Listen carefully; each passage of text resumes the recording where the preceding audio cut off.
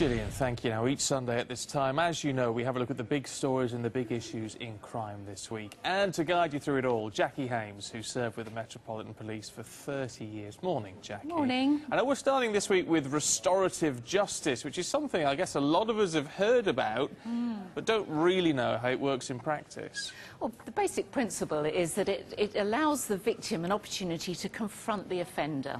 Now, I'm sure the idea of that can throw all sorts of queries into people's heads as to why they would want to do that, but it puts them front and centre of the criminal justice system and gives an opportunity to answer back.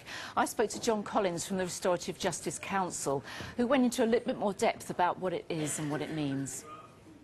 What is the process of restorative justice? I think it has to be individual. It has to be based on the people who are involved and the crime that's taken place. But having said that, there are some key building blocks that are absolutely essential. The first thing, of course, is that you have to get the consent of all the people involved. So the victim has to want to take part in it. And that consent has to be fully informed. So they have to really understand what it is they're taking part in, what it'll involve, what they'll be asked to do, and what the implications might be for them. So you need to have consent first and foremost. People also need to be properly prepared by a trained facilitator who knows what they're doing and is able to explain to them what will be involved properly and take them right through all the steps so that they're clear right up to when the restorative justice intervention happens, what will happen, what it will mean, and so that they fully understand the process and so that any questions that they have can be properly answered. And then there's an interaction between the victim and the offender, and that can depend. It can be face-to-face in a conference, it can be via video link or by pre-recorded videos. When you say a crime, any sort of crime? I think that restorative justice, if done well, can be applicable to any sort of crime. It's not for everybody. Not all victims will want to take part in restorative justice. Not all offenders will want to take part in it. But as long as the process is managed properly and safely, and it can be facilitated in a way that suits all the people involved, I think it can be done for any crime. And what's the point of restorative justice? What are you trying to achieve? I think the important thing about restorative justice is it gives victims an active role in the whole process. Too often victims feel marginalised and excluded by the justice system. They don't feel like they have an active say in what happens. They feel like a bystander in their own case. The good thing about restorative justice is it gives them an opportunity to get involved, to tell people how it made them feel, what the impact on them was, and to help them work towards repairing the harm that's caused. So it gives victims an active role, and as a result, research shows that it improves victim satisfaction, and it also helps to reduce reoffending. So it's win-win. It's good for the victim, and it reduces crime in the future. Nice idea, Jackie. Nice principle. Does it work? It does, and in fact we've got a victim who's been through the process to talk to us now. Her name's Ruth Lambert from Gloucester. Morning, Ruth. Morning. Morning. Thank you so much for joining us this morning. We just had an interview with John Collins, who runs the Restorative Justice Council, but you've actually been through the process as a result of having a burglary. Can you just tell us what happened the night of the burglary? Yeah, I was in bed. It was about 2 o'clock in the morning. I heard this banging. I heard it louder and louder, and I came downstairs, and as my husband had passed away, I hadn't left the phone in on a night time because I don't like the phone going. So I plugged the phone in, but by that time he was in here and banging, and I sort of looked into the lounge and I couldn't see anything. So I crept upstairs, and my granddaughter was asleep in bed, and I closed her door because I thought if I let her know that something's going on, she could scream and scream, and that I didn't know who was downstairs, and I thought perhaps he could come up and don't know what would have happened. So anyway, I closed her door and I went into the ensuite and I locked it, and I rang my brother first. I thought, well, I'll ring Vic. So I rang Vic and he said, right, I'm coming round. And then I thought, oh, I'd best just ring the police. So I rang them, and somebody was talking to me on the phone, and within 2 minutes there was a load of cars and police dogs, and they were all there. They were so good. And all of a sudden I heard all this screaming, and the operator on the phone was saying, what's the scream? And I said, well, I don't know, I'm locked in here. And then he said, well, you're fine. He said, you're absolutely okay, the police are there. And what had happened, the lad that come in, he came in through this door here, but he couldn't break it. and he got in through the downstairs cloakroom, and he'd opened the back door ready to go out, and he came from a room off my utility, and as he came round, the police had come in and tasered him here on my kitchen floor. And then I didn't hear anything, and the policewoman came upstairs, or a man came upstairs, and they said, was I okay? And I came down. I said, well, I'd like to have a look at him. So I came down and just had a word with him, and he went off. And then it was the court case.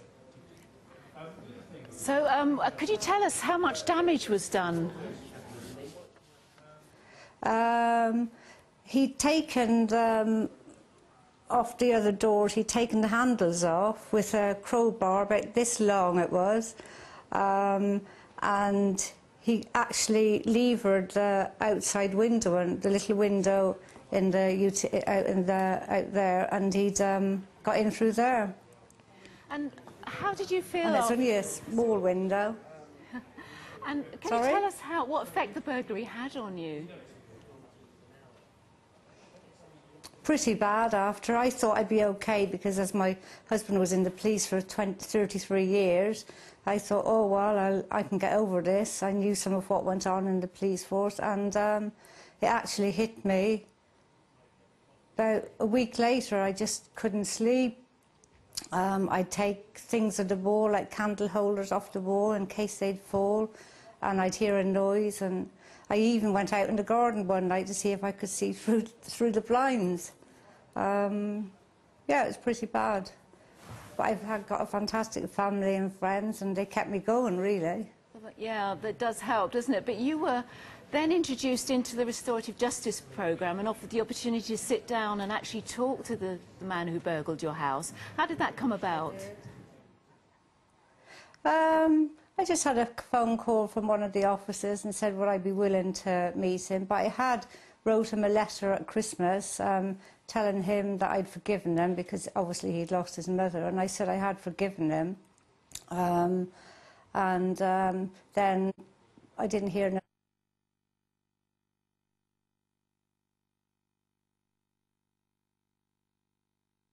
for a little while, and then I had the call from the office, and I met her. My sister-in-law, who had met him in court, my daughter, who was desperate to see me on the day of the court, and I wasn't up to it.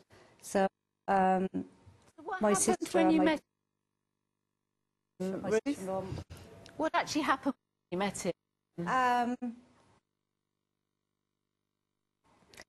he just kept apologising. He apologising all the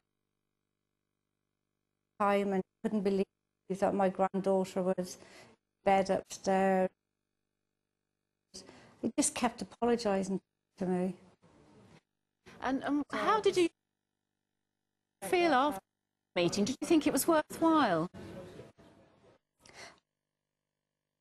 Oh, definitely, yeah, because I wanted to face him. I just wanted to see, because all people are bad, and it was just those unfortunate things. And I just hope he does well in his life. How did you feel about him after you met him?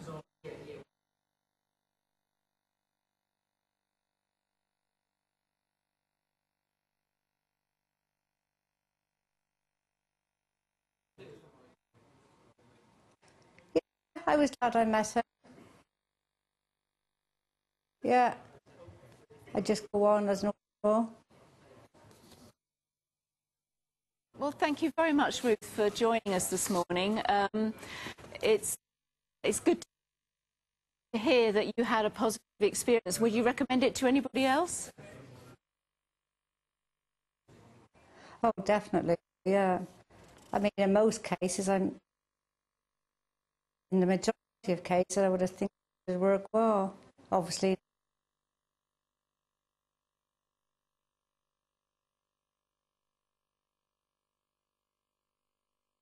in some cases, in most, I would have said it would work.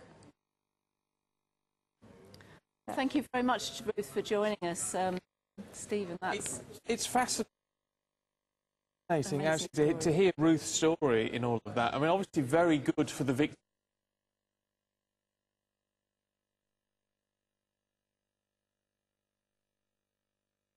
of crime. It's been beneficial to her, gives a sense of, I guess, closure around it, but understanding who committed the crime. But is it good for the criminals as well? Can it help them to face up to what they've done? It's proving to be really worthwhile, actually. It's not for everybody, that's for sure, but I think something like 14% of the offenders who go through the programme don't reoffend again. And surprisingly, a number of the victims and offenders stay in touch afterwards. They actually understand each other, they almost have a connection. And I've heard several stories of victims who actually have forgiven them and want to see how they're getting on in the future, to see if they've reoffended again, and taken an interest in their lives. Actually, it sounds like a positive experience all round for those cases where it is appropriate. Jackie, thank you. Stay with us. We've got more from Jackie and Jessica, including that terror warning for boys.